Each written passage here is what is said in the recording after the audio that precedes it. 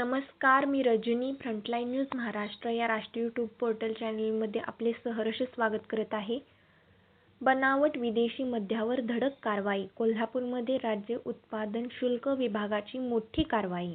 महाराष्ट्रात विक्रीस प्रतिबंधित असलेल्या बनावट विदेशी मद्याचा मोठा साठा जप्त करण्यात आला आहे.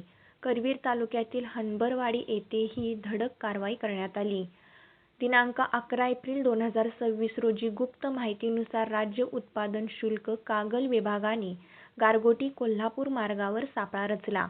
हणबरवाडी येथील हॉटेल सुवर्णा बार समोर संशयित ट्रक अडवून झडती घेतली असता मोठा गैरप्रकार उघडकीस आला.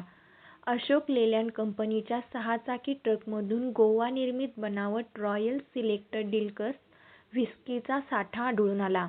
या कारवाईत तब्बल 1270 बॉक्समधील 60,960 बाटल्या जप्त करण्यात आल्या असून एकूण 1,19,81,600 रुपयांचा मुद्देमाल हस्तगत करण्यात आला आहे. यामध्ये ट्रक चालक आणि क्लीनर अशा दोघांना ताब्यात घेण्यात आले असून त्यांच्याविरोधात महाराष्ट्र मद्यनिषेध अधिनियमानुसार गुन्हा दाखल करण्यात आला आहे. राज्य उत्पादन शुल्क विभागाच्या या कारवाईमुळे अवैध मद्य तस्करीवर मोठा आळा बसणार असल्याचे सांगितले जात आहे. दरम्यान नागरिकांनी अवैध मद्य विक्रीबाबत माहिती असल्यास प्रशासनाशी संपर्क साधण्याचे आवाहन करण्यात आले आहे.